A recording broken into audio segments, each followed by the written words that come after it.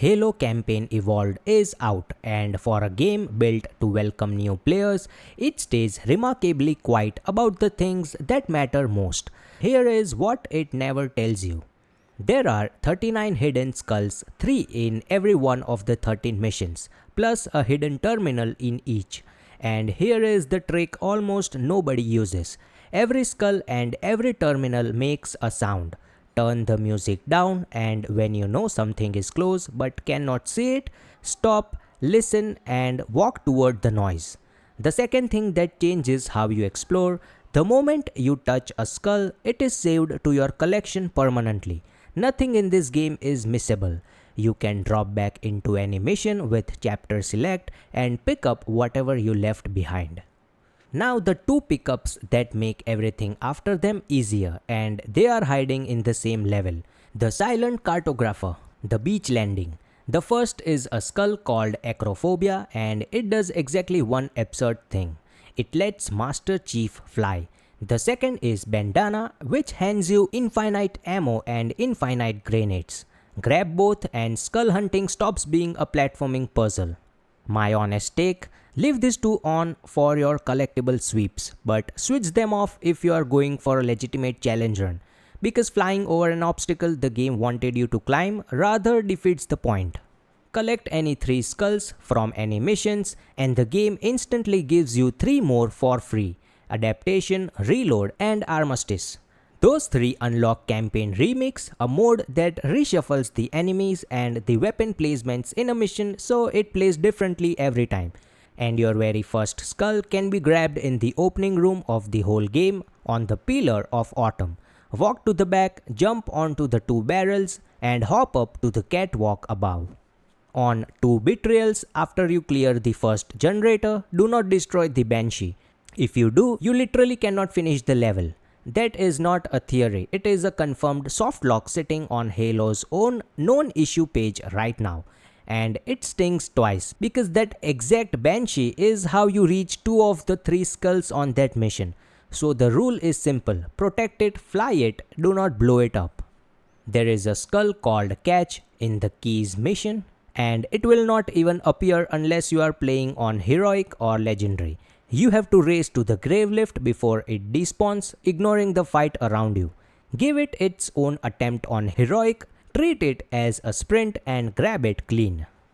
Buried in the options are difficulty modifiers that let you soften a run, turning your damage resistance up, that sort of thing. Use them and you will not earn the Heroic, Legendary or Lasso achievements for that playthrough. Your collectible progress is safe, so this only bites the difficulty achievements. But if those are your goal, and this matters even more in co-op, every single person in your fire team has to have their modifiers switched off. Co-op is the fastest way to finish your collection once you understand how it shares progress, and this is straight from Halo's own documentation. If a friend regrabs a skull or terminal they already own, the game hands it to anyone in the session who does not have it yet. So a friend who has already swept a mission can gift you the entire set in a single run.